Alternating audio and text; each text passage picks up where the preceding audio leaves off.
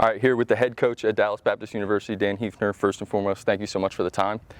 Want to get into the weeds a little bit about offense, hitting development, which you guys are fantastic at. First and foremost, though, because this one always interests me, we have so many new technologies in the game, so many new implements. How do you create within individual development plans a team-wide philosophy? Yeah, to me, that's the fun part. Development is 100% individual, but we need to have a team thing that the guys can kind of latch on to, and this is who we are, this is what we do. So it's a team identity mentality that allows for individuality. That's what we're going for.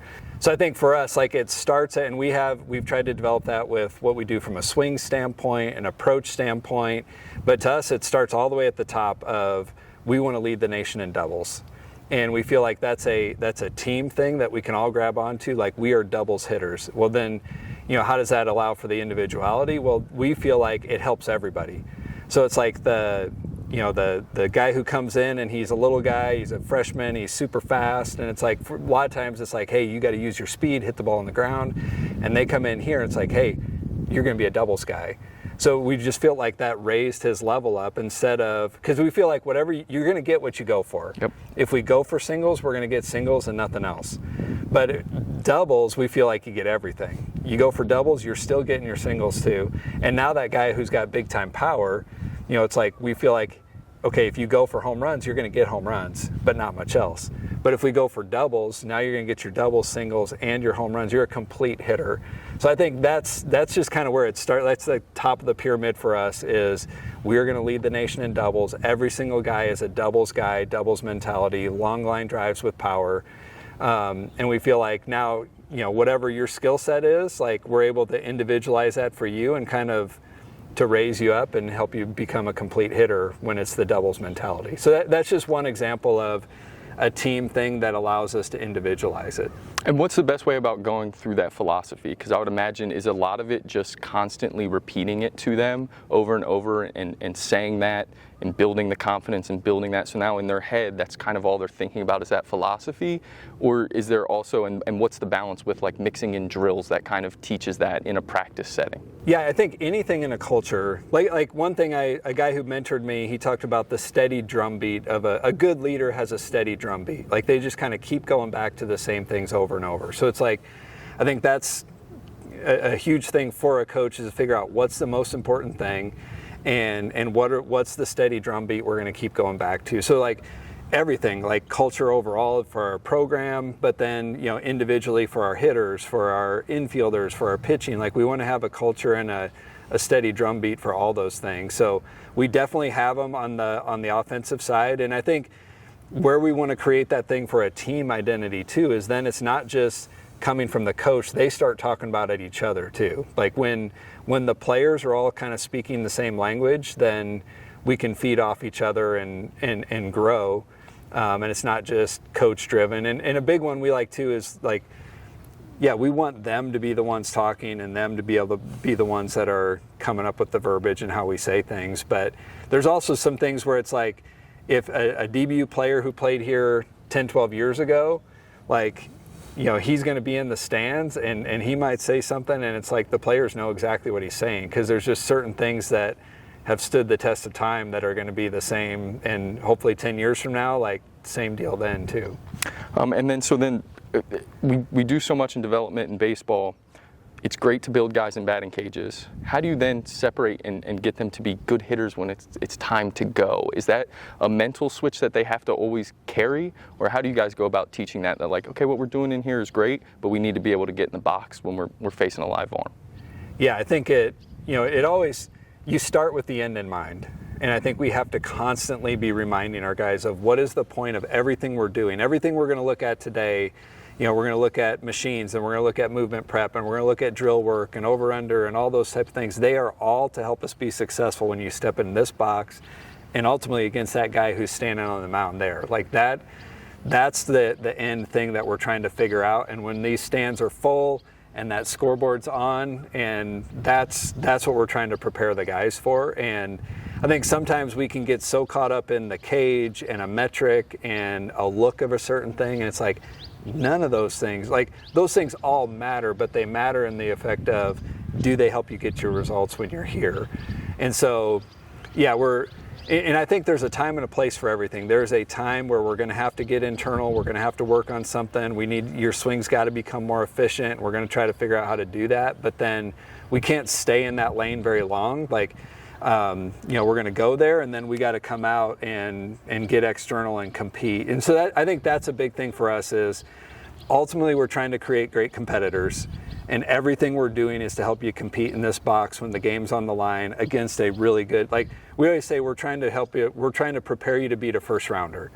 Yep. That Friday night guy that we're going to face in a regional, like that's who we're trying to beat, and that's what we're going to do day in and day out.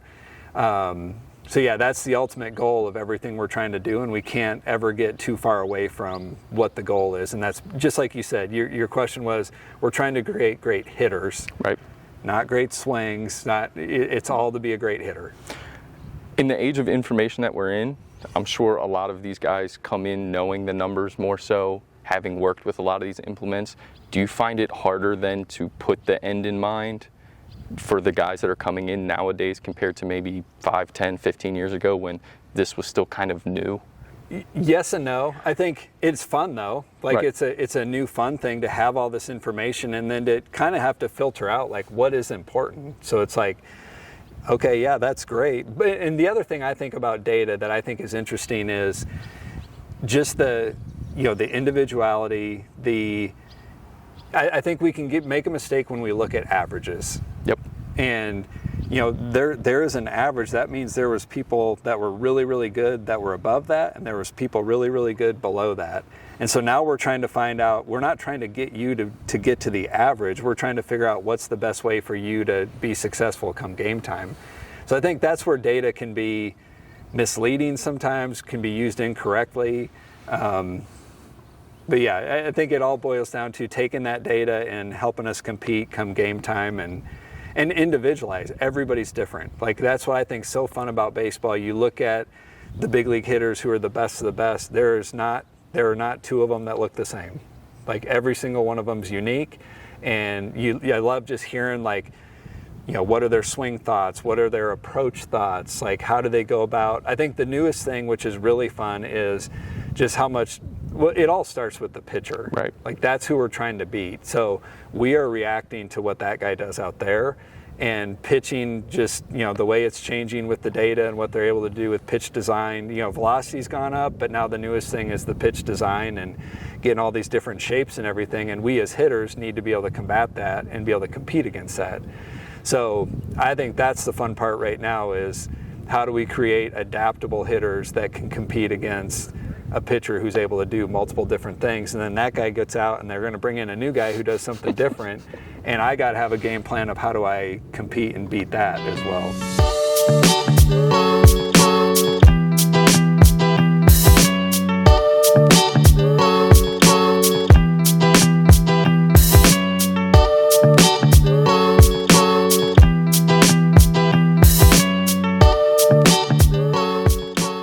All right, we're underneath here in the training development center inside the cages.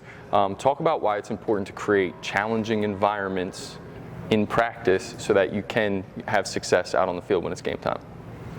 Well, I think it goes back to what we talked about earlier. Like we are trying to prepare them to be great in game, trying to beat a first rounder. So I just think we want them to step in the box and feel like, been here, done that.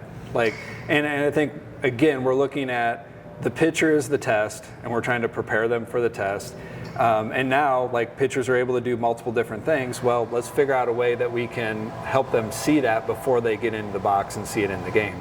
So that's where machines come into play, because it's the best way for us to create the same velocity, different shapes, and we have every machine imaginable because we want them to, be able to see all those different things. So yeah, the challenge, and ultimately, we don't just want them to see what they're going to see in the game. If we can go even a tick above that, so the ultimate goal is the game feels easier than what we've done in practice.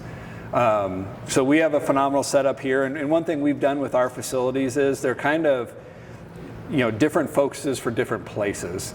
So these two cages here, we have 7 batting cages, and we're able to do different things in each one. Primarily what we do down here is we are preparing them for the game speed, game shape. But I think a part of that is like we've got to have all the different ways to do it. We've got regular machines, we've got programmable machines, so we can see them in different sequences, not just the same thing over and over. But a big one we've learned is like you can't do this a ton. It's like we do a little bit a lot. So it's like if we come in and hit this every day for 10 to 15 minutes, like it's good. It's going to be really, really challenging. But then they go out, then they get on the field. We do RMBP with mix, and they're going to have, they're going to feel good again. If you do this for an hour, that's tough. But I think that's a big thing that we've learned. It's like there's all these things that are important to becoming a great hitter, and we're just going to we do it a little bit every single day. And then if you look up over the course of the week, it's like we've done this. We've hit really challenging game shape, game speed for a couple hours a week, or an hour to 2 hours a week, but we just did it a little bit each day.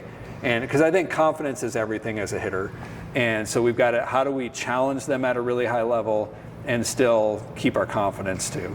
Sure. And outside of a little bit a lot, are there any other guardrails you put in for stuff like this where it's like, hey, are you finding that you're having to hold guys back a little bit because they want to rise to the challenge, and sometimes they're getting frustrated and you have to be like, it's okay, we're done for the day? Do you find that happens a little more as they start to see kind of the philosophy take place? Yes, I think there is a time where it's like there's kind of a diminishing returns, and you just gotta call it a day. You got to get out. I think another huge one with that is, what is success? What's an appropriate level of success too? So I think a lot of times hitters, like especially the driven guys, like they're perfectionists. And I think the first thing we're doing when we're facing machines like this, it's like, okay, what is success? If you're hitting off of a tee, that's a different level of success. Hitting off a front toss, we can't expect what we expect for success when we're in there working front toss. Like we should be squaring everything up at a good launch angle. Ball flight really matters. Well, you're not going to do that against this machine. So now it all becomes, if you square up 3 out of 4 out of 10 with what we're doing with this machine, that was an unbelievable round. But I think a lot of times guys will almost beat themselves up and be like, man, I mishit a bunch of that. What's wrong with me? No, there's nothing wrong with you. You're actually in a phenomenal spot right now. That's what should have happened there. So I think it starts with the expectation. And then how do you kind of manage, we talk about individualizing it. Is there different situations where you might say for guys that might be going through something, or you're working on something different, hey, we're going to skip this portion today, or we're going to add a little bit something more? How do you kind of go about balancing that out and figuring out who needs what on which day? We do, okay, so one way we kind of break it up is when we're in the fall, we are going to kind of have days. Like we'll have we're going to be able to focus a little bit longer on things. So it's going to be maybe a bat speed, fastball, ahead in the count is we'll do that for a day. And, we're going to see, we're going ride fastballs today, and with plus velo, and we're working, when we're doing our drill stuff, we're doing bat speed, and we're doing our movement prep stuff, we're working on acceleration. Maybe then the next day we're gonna break it down more. We're working on spin going away.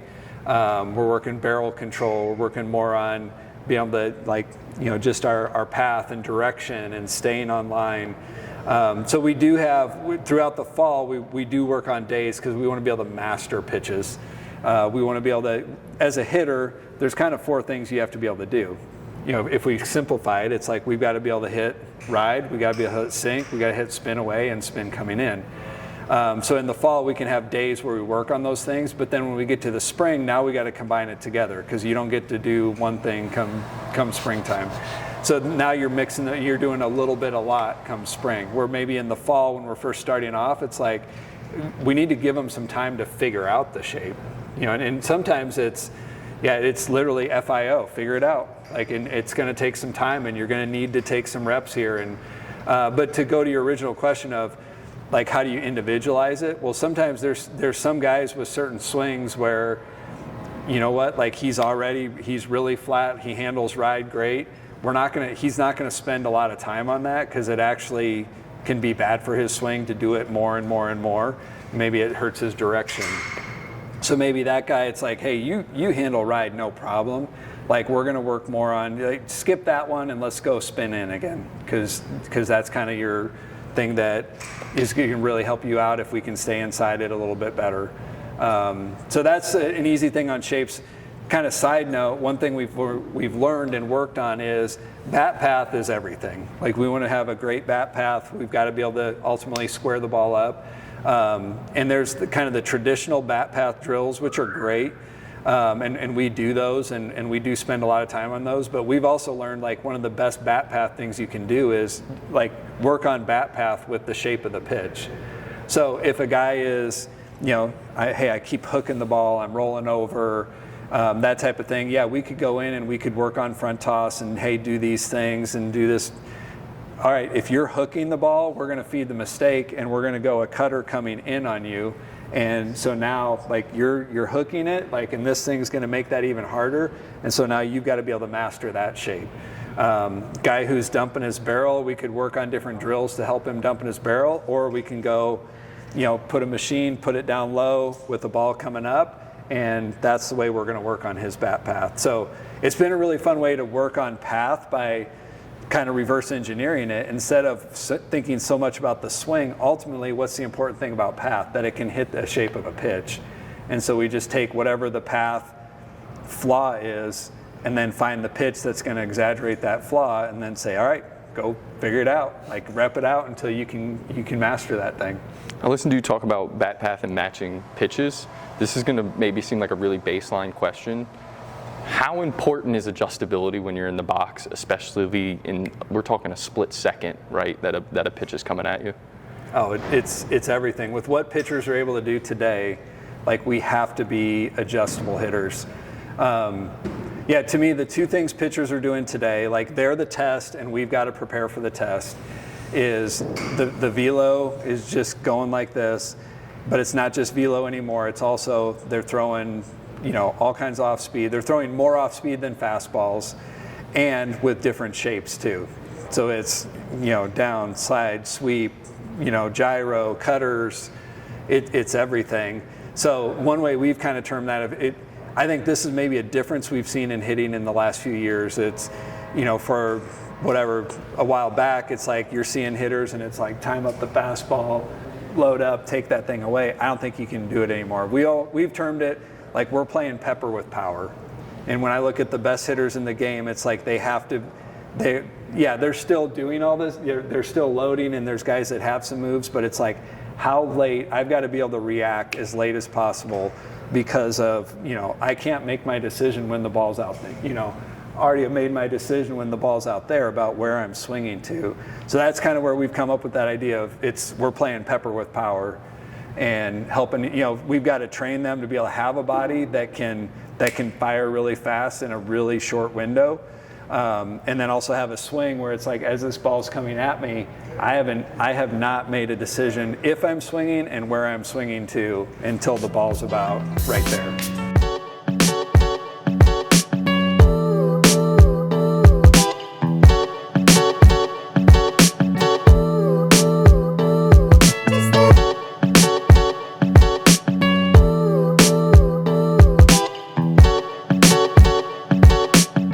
So when we talk hitting, obviously it all starts with movement. What's kind of the philosophy behind building movers, right? Because that's what every guy is, single leg mover. What's kind of the philosophy behind building that engine up? Yeah, I think you nailed it right there. Like we're trying to build a bigger engine for each guy, but also like, we started with the ultimate goal is to be great in game. And what helps us be great in the game? Well, it starts with the pitcher. We've got to be able to combat whatever he does on the mound. So I do think that's where the way we move and the positions we get in are important. Like they give us more margin for error. They allow us to wait longer, be quicker, be more explosive. So a better mover is going to be a better hitter.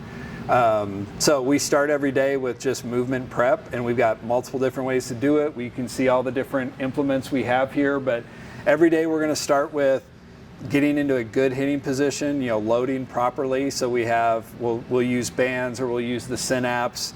Rack kettlebell is one that we love a lot, but it's just, getting that guy just to own his hitting position.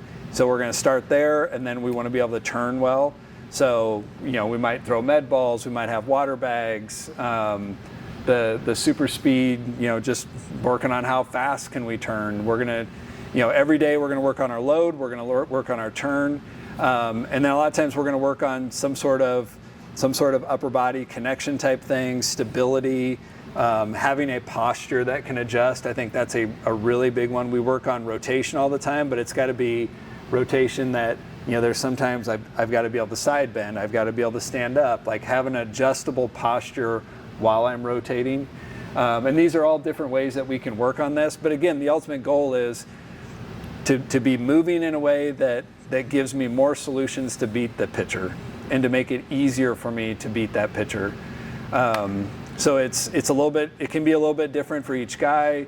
Over the course of the year, we're going to figure out what works well for different guys, and that becomes part of their routine on a daily basis to keep them moving, because we all have different errors and different mistakes that we're trying to combat. So it's good just to have a wide variety of things. And another thing we like about the movement prep is it's a way that we can work on their swing, and it's actually a time where we can maybe think about some different movements and things without a ball moving, so that now when we get in here and the ball's moving, now we get to be more about having an external goal. Like that's a time we can be internal because there's no moving ball.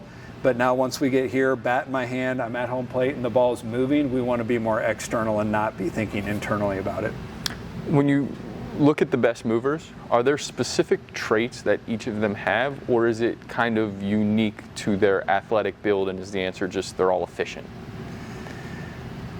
I think both. Okay. And I do think, guys are so unique. And you mentioned one thing, like the build matters. And we're not going to make everybody do it the same. Like, some guys they really like to get in the ground and feel the ground, and maybe they're lower and wider. And then there's other guys that are real tall. And so we're not going to force them. We're trying to figure out each guy and how do they move the best. But I do think there are certain things that are common to everybody. It's like one, like where we start our movement prep with getting into a good hitting position. Like I do think that's a universal thing. When a guy lands, like they're in an attack position like this, like they're forward. Like we're never going to see a great hitter start his swing back here like that. Like it's just impossible. You're not going to hit pitches that move different ways if you're back and passive. Like we've got to be able to move and get into an attacking position. So I think the attack position, again, some are low and wide, some are tall, but they're all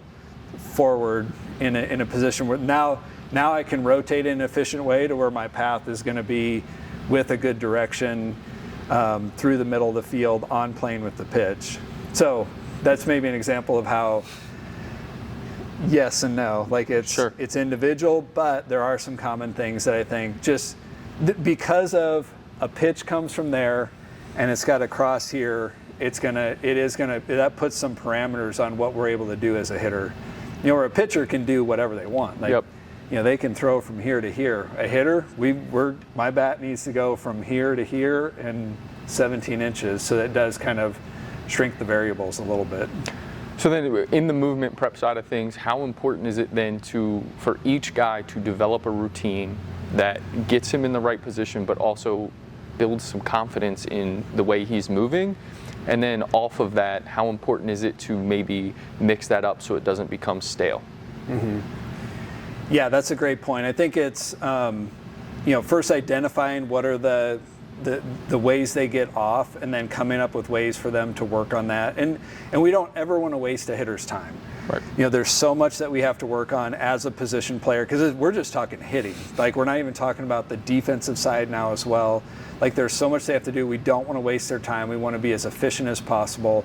So we want to help them come up with what are the things you need to do to get your body feeling right, moving right, and attacking your natural swing flaws. But you nailed one thing, and I haven't really come up with an original thought of my own ever, but one thing I've heard is repetition without repetition.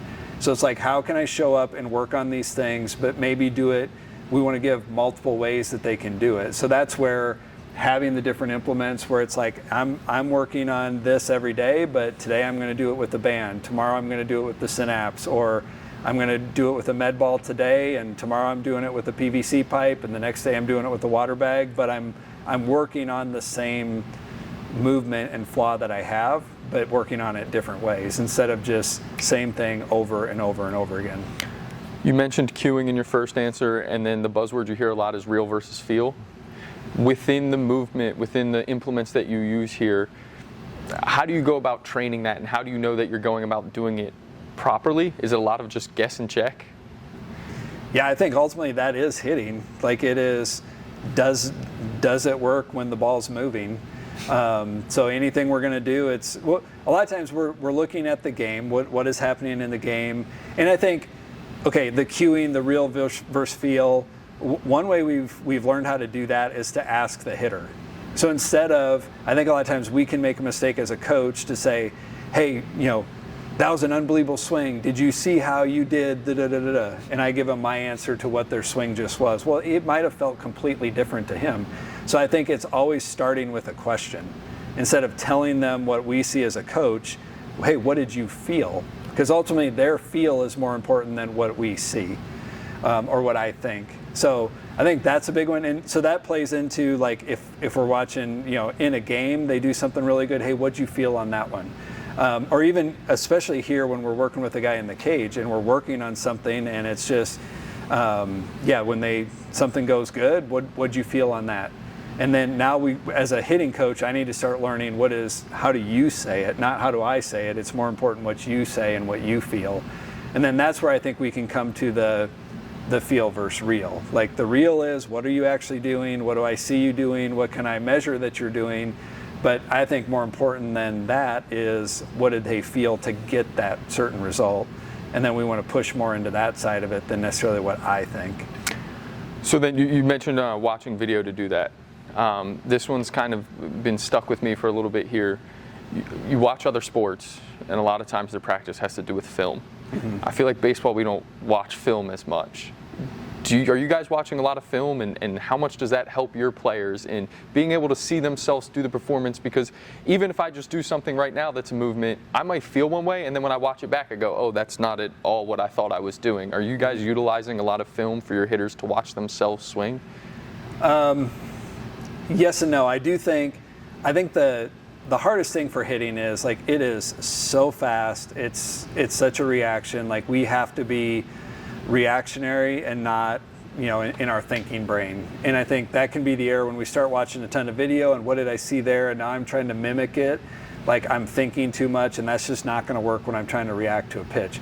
I do think the way we do try to use video is more for like when you're going good, what are you doing? Like, and we want to have those, and what are you doing when you're at your best? And then we can see, okay, if you're starting to get off, and maybe compare it to that video when you've been at your best. The other way we like to use video is just highlight reels.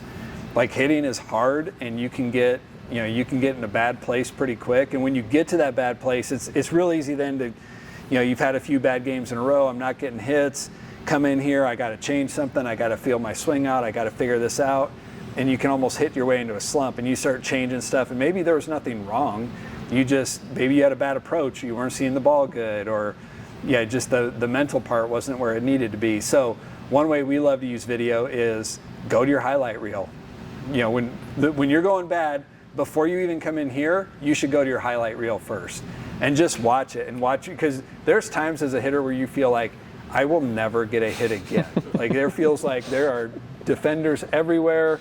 The ball feels like this. It's going a million miles an hour, and there's no green on that field at all. And then it's like, okay, go watch your highlight reel. Okay, I'll just watch it. Now go watch it again. Watch it again. And you just watch yourself have, just hitting lasers all over the yard. And now let's go and hit. When you're in a little better headspace, it's like, oh yeah, I'm pretty good. Like I'll get it back. I love that. I also see mirrors on either side of these batters boxes.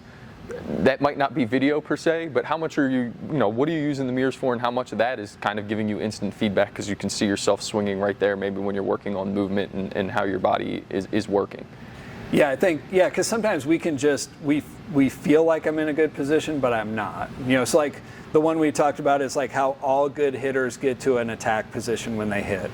And, I just think it's natural. Sometimes when we start getting defensive and we're not feeling comfortable, we can start kind of sitting back a little bit. And it's, you're going BP with somebody, you throw one, and just to fake one, say, stop, hold it, check where you at. And, oh man, I am back. All right, like make sure you get there, like get into a good hitting position. So I think it's a great one. Or other times it's just, checking where your hands are at, or is that where you want to be? Because here's one that I see happen a lot too. It's like you make an adjustment and it really works. Mm-hmm. So like maybe one example is, a guy, he's always hit with his hands pretty low, and all of a sudden he raises them up like, man, I'm just getting beat. I'm just going to go up a tick to stay on top a little bit more. And this feels high. Okay, and then he starts raking. It's like, man, I was staying on top of the ball. I felt great, and my hands are high. Well, this, now after a week and 2 weeks, this doesn't feel, so I got to get my hands high. And they go here, and then they go here, and then they go here. Before you know it, it's like, where I was in a good position, and you can just get off because you just feel different things at different times. So I think that's where having video, having a mirror, like having some checkpoints of, where I need to be at, and then making sure I'm stay there. Like, and we've all read like Seeger, where he'll just spend, all kinds of time just making sure he's in the right position and he loads the right way, because we can, sometimes that little difference can make all the difference in the world. And sometimes it's even probably how your body's feeling on that day, right? You might be a little more sore, a little more tight, and you can create a bad habit doing that. Yep. So we talk about some of the tools you use for movement, water bags, med balls, bands. What about some of the drill work? Do you have a couple favorites that are, kind of routine for your guys, or is it kind of really depending on each guy and what they need in that moment? Yeah, so this is the way we go about that is, and I think this is a fun thing about a college, working with a team, is we have the year. And so we kind of have a year progression. So when the guys come in the fall, we've got a bunch of different drills that we do, and we're gonna teach them to everybody. So hey, we're gonna teach you this drill and this drill and this drill, and we're gonna do them all, and then we'll start figuring out, okay, which ones are good for you, which ones work. And by the end of it, when we get to the season and they walk in this room, it's very rarely going to be we tell them, like early in the fall, hey, we're doing this today. When we get to the spring, hey, what do you got today? And then they're going through what the drills that help them feel their best. So then it becomes really individual. But I do think it helps that we taught them all to everybody, because you might get off in the spring, and what is a good drill set for you, well, you got off, and this drill is now going to help you, and we've already taught it to you, it, and we can just really quickly go to that and have a quick fix and a quick feel. One of the last ones here I want to ask you is, you mentioned a couple answers ago, maybe you're not seeing the ball well. Do you do anything to test your hitter's eyesight, or is there any vision training that you guys are doing, and what does that look like? And have you had any like aha moments with guys where it's like you're just not, the vision needs improvement? Yeah, no, we've done the just general vision testing, but we've also brought in, a sports vision person that tested our guys on everything imaginable and came up with, and it was really interesting to look at. Most of our guys were fine on just their, normal visual acuity, but maybe it's a depth perception problem or a, something like that. And there are drills that you can do to work on those different things. So we have done that before, but I think a lot of just Bill Harrison, Slow the Game Down, and his son Ryan Harrison, I think I've looked at a lot of their stuff before, and just the idea of getting visual. It's like we can be so focused on the body and what's my swing like, what am I doing here, when ultimately what the most important thing is the ball, like being focused on the ball. So, I mean, sometimes there's just some simple things in the game. It's like we're all in Little League. What did they tell us? Keep your eye on the ball. Yep. It's as easy as, we've got a bucket of balls that have different colors on them, and if we feel like a guy is not being very visual and he's being way too mechanical and thinking too much about that, it's like, hey, just BP, and what you got to call out what color it was. We've got another one, a red ball thing where they're swinging at the baseball, they're taking the ball that has red on it, again, to get them visual. I think there's different ways to help guys learn like where to look and how to track and how to see a ball in space. And that's a really interesting one. I think I love when you get around a great hitter, just to ask them, hey, what are your swing feels? How do you see the ball? What's your game plan? What's your approach? And to hear those different ways that guys see the ball. And it's like everything. It's individual, but I do think we want our hitters ultimately to be a pro where they have a plan for everything they do. And so then that way they're not just guessing. It's like, how do you see the ball? I don't know. I just kind of see it. Like, well, we want them to have a game plan about what helps you see the ball the best. So, giving us a ton today, really appreciate it. My last question for you is, we talk about all these different modalities of training. We talk about different approaches. We've talked about visual, movement, everything. How important is it, and how much do you guys here kind of want guys to try a bunch of different things to find out who they are best? Is that kind of what you guys are doing every day? 100%, especially early. And I do think, I think I'm going to give our players a ton of credit. I think a huge part of the development that takes place in our program is we have guys that are willing to try things. And they're not so rigid and stuck, and it's like, well, this is what I do and this is how I do it. It's like, well, how are you ever going to get better if you're not willing to try? And I think another one we've learned is just to being anti-fragile. I think sometimes guys make the mistake of thinking, well, if I try that, I'm going to lose my swing. You're not going to lose your swing. And so there's a million times where guys will be in here and it'll just be, maybe I have an idea or they have an idea. It's just that, hey, give this a try. And try it out. How'd that feel?